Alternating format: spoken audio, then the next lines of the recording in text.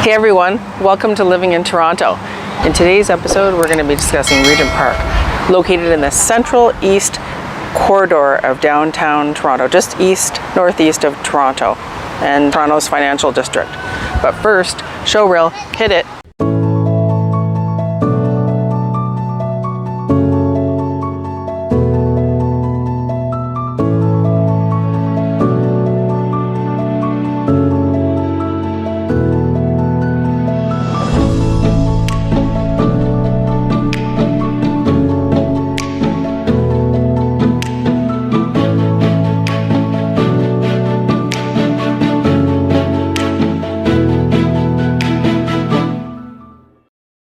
So Regent Park is a neighborhood on the rise. You can see it in the back. So Regent Park was started to be built in the late 1940s as a public housing project managed by the Toronto Community Housing Corporation. It sits on what used to be a significant part of Cabbagetown, the Cabbagetown neighborhood. And it's bounded by Gerrard Street to the north, River Street to the east, Shooter Street to the south, and Parliament Street to the west. Prior to Regent Park's ongoing development that's happening, you can see development happening behind me. Most of the area, out of the 69 acres that comprises the area, was comprised mostly of social housing. Now, in the past, because Regent Park has received such bad publicity and been well known for its social housing, it's received a really lot of bad rap over the past years. Most of the people who settled here, people of British and Irish descent, with smaller numbers of Jewish and Macedonian immigrants. So the concerns over crime and social problems in the area, along with the substandard housing, led to the construction of affordable housing during the Second World War. The housing project was approved in 1947, and families actually began to move into the area in about 1949, with construction continuing all the way through until the mid-1960s. Although this area was designed to alleviate the area's substandard housing, crime, and social problem issues, these issues continued to re-emerge all the way through to the mid-1960s, with complaints of some of the housing at this time falling into a state of disrepair. Then, changes to the Canadian immigration system in the 1960s led to a huge influx of a multi-ethnic population to the area.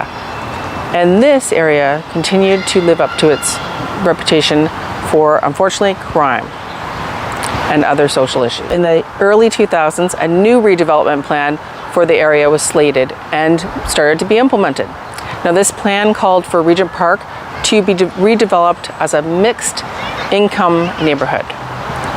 We're seeing signs of this change today because of its proximity to the downtown high-value neighborhood, which houses Toronto's financial district. Now, by 2016, Europeans had become the largest cultural group in this area, while the presence of visual minorities had actually just started to decline a little bit. We still see a lot of visual minorities. So here I am, everyone.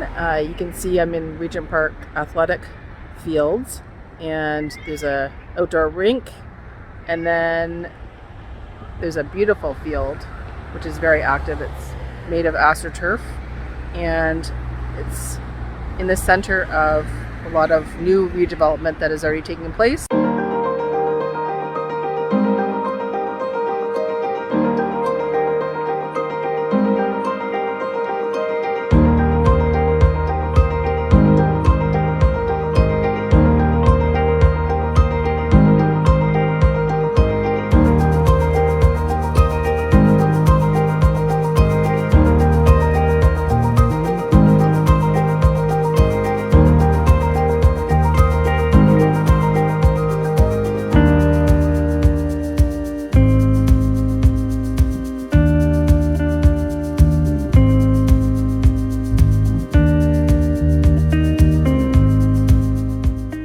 The first phase of the redevelopment project began in 2005, and the third is started in 2014. The second phase was actually completed in 2018, and the third phase is actually slated for completion in 2023 and 2024. Now, this was always designated and designed as a transitional community to house those with financial difficulties. with most of the residents paying their rent according to in proportion to their income. Although a significant proportion of residents are still on fixed or low income, we're actually seeing a huge transition with a growing number of high earning residents, double income, no kids, or dinks. While a lot of Regent Park is still owned by the TCHC, or Toronto Community Housing, the same redevelopment has transformed parts of this neighborhood into the chic and very modern and very expensive real estate, even more expensive than some of the surrounding areas that you'll see.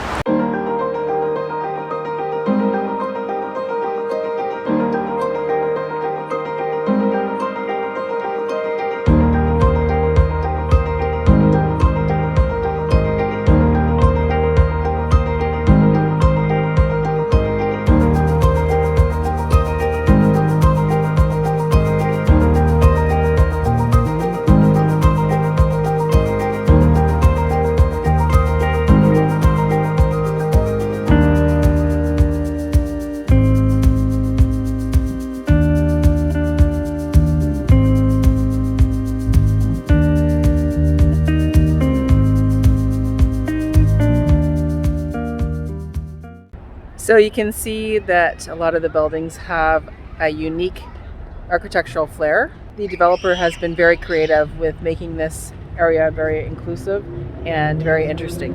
And you'll see an amazing array of housing styles. We've got nice, beautiful townhomes with great terraces right behind me. So a lot of different home styles to accommodate the needs of the different individuals in the area.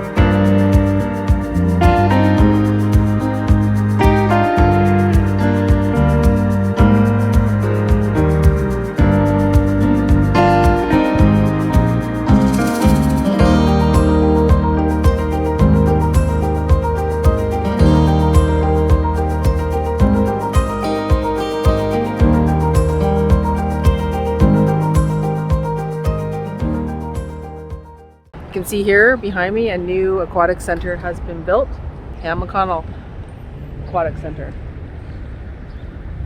And this aquatic center was actually built in 2015 as part of the Pan Am Games. You can see the character there, the porcupine. You can see also here that Regent Park has been a lot of changes in past years, and you can see a lot of cultural infusion into the park. See behind me that a lot of the buildings that have undergone construction in some of the developments are incorporating some great modern day bistros and restaurants and businesses in the bottom. You can see the unique architectural styles of some of the new builds. And you can see the far building there. There's like a rooftop terrace trying to incorporate some greenery in the buildings.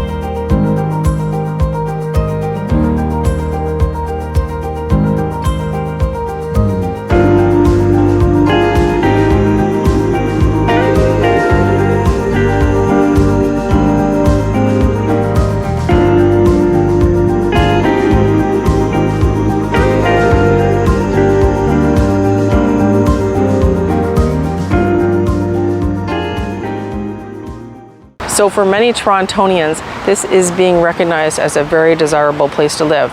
And the plan is to actually turn this neighborhood into a mixed use one by enhancing the amount and quality of retail and services available. This has already started to shift to a very vibrant downtown community.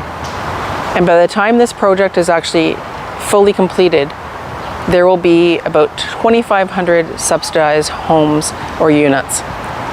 But there's a large proportion of young urban professionals, as I said, in the area.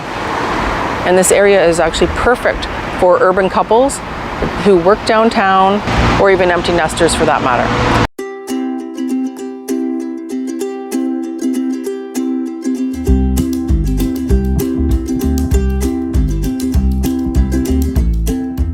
Awesome little picnic area,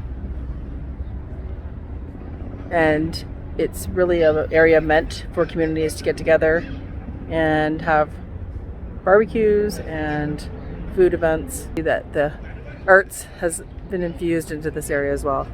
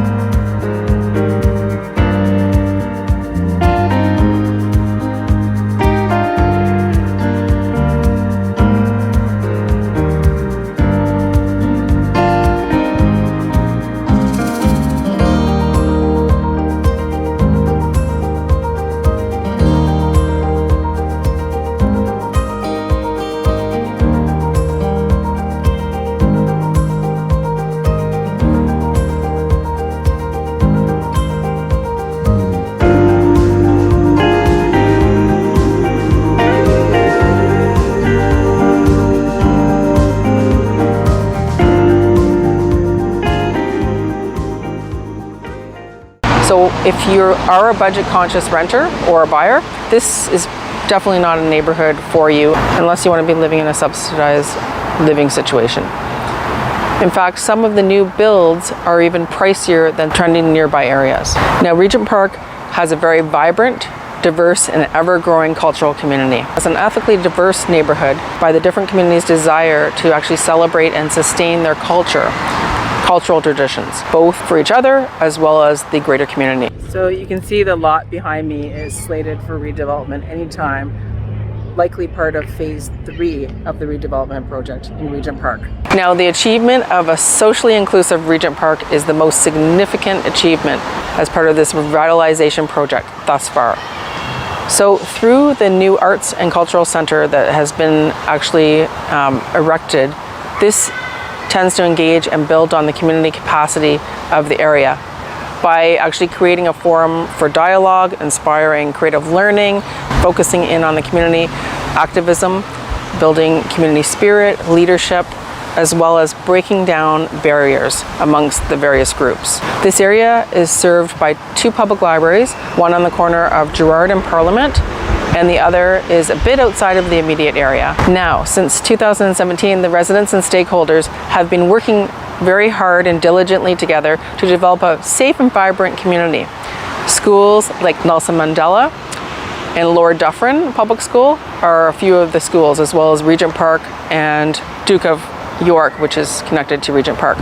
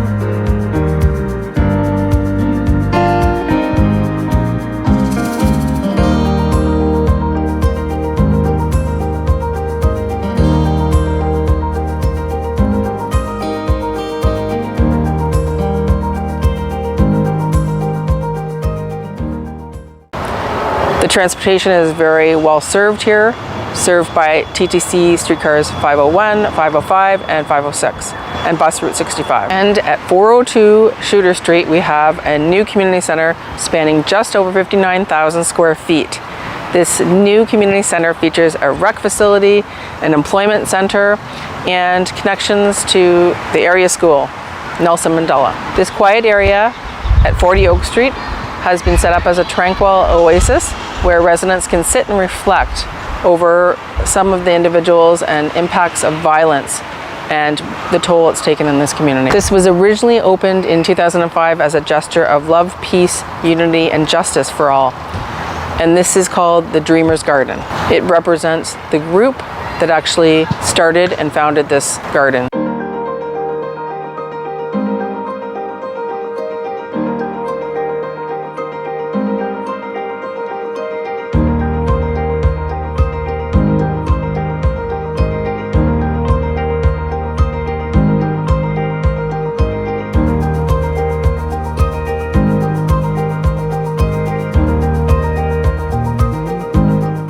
So if you're looking to locate to Toronto or within Toronto, and you're looking for information about various neighborhoods, I'm here to help. So drop me an email, send me a message, a text message, or utilize your favorite social media platform. This is Pamela Haines from Homes by Pam, helping you with your real estate matters.